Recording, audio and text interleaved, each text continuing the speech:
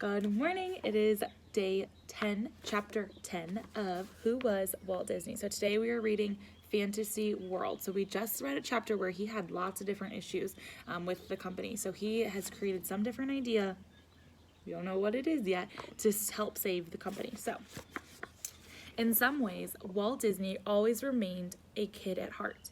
When he took his daughters to the merry-go-round in Griffith Park, he'd get on a horse and ride too. So he would get on the carousel and ride with his kids. At home, Walt spent hours tinkering with wind-up toys and model trains. He even had a real railroad built in his big backyard. On weekends, Walt put on an engineer's cap. He'd take his daughters and friends for a ride. So then this is a picture of, in the backyard of their house, they have a train. Afterwards, he'd whip up a goopy banana splits that nobody could finish. It was good, wholesome fun. That started Walt's thinking. What if there were a place where families, not just kids, could go and have fun together? It would be like an amusement park, only cleaner, different, better. It would be like a village like Marceline, Missouri. Stores would sell Disney clothes and toys. There'd be little railroads, a movie theater, and rides, lots of rides. Are you starting to get an idea of what this fantasy world is? Roy wasn't wild about the Disneyland idea. Who will pay for it, he asked, but Walt already had the answer. Television had always fantasized Walt. He saw it as the next big thing. All through the 1920s and 30s, people tuned in to popular radio shows, but you could only listen to the radio. You couldn't see anything. Television brought about the end of radio shows. Many filmmakers also thought of TV as the enemy. The little screen was taking away the audience for big screen pictures. Not Walt. He saw TV as another way to entertain people. He thought that in return for a Disney TV show, a network would invest in a theme park. Walt was right. ABC started running a show that featured Disney cartoons and some live-action skits. It was a big hit. The only show that was more popular was I Love Lucy, starring the comedian Lucille Ball. Walt was the host of the show. He talked to viewers in a friendly, grandfatherly way. Before long, kids all knew Walt Disney's face. He was a star. The Mickey Mouse Club was another hit for ABC. In every episode, there was always newsreels, a cartoon, and a song and dances performed by a group of young actors called the Mouseketeers. The first show aired in 1955. For many years, it ran 5 days a week. He also created a Western miniseries called Davy Crockett. Davy Crockett was a real-life frontiersman from Tennessee who lived in the early 1800s. To play Davy, Walt chose a good-looking young actor named Fess Parker.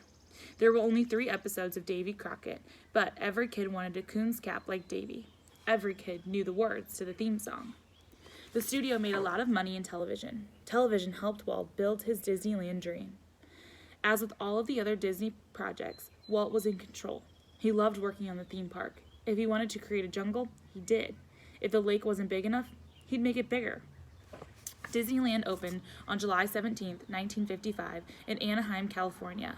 Just 4 days earlier, he and Lillian had their 30th wedding anniversary. Opening day did not go smoothly. Crowds stood in lines in 100-degree heat. Some of the rides weren't working. The train didn't lead anywhere. It came to a dead end. There were not enough trash cans or water fountains, but Walt had fixed things right away. Soon the place was spotless. Everyone who worked there was polite and cheerful. They had to go to Disney University to learn exactly how to behave towards visitors, which they still do that now. I have a friend from high school who went and did that. She works at she had to go to the Disney University. People all over the world were flocking to Disneyland.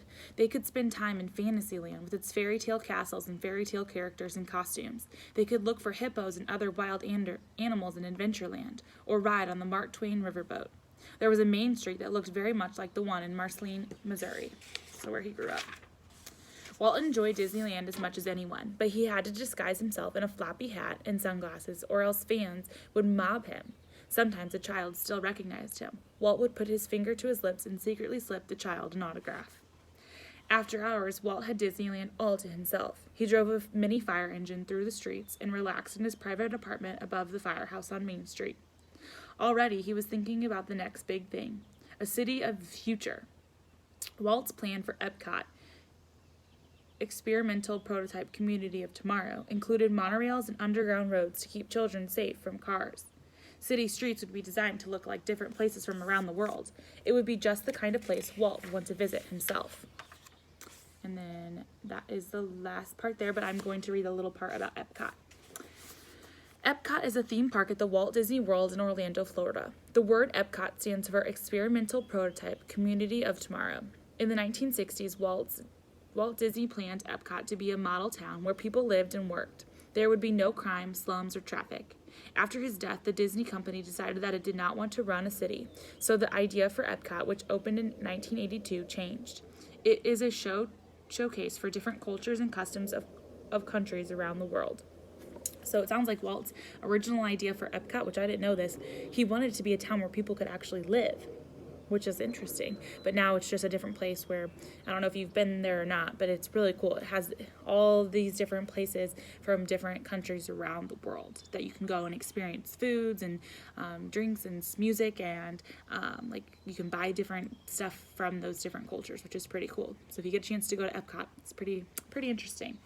All right, so that's the end of chapter 10, and we will read the last chapter tomorrow, chapter 11. So I will see you then.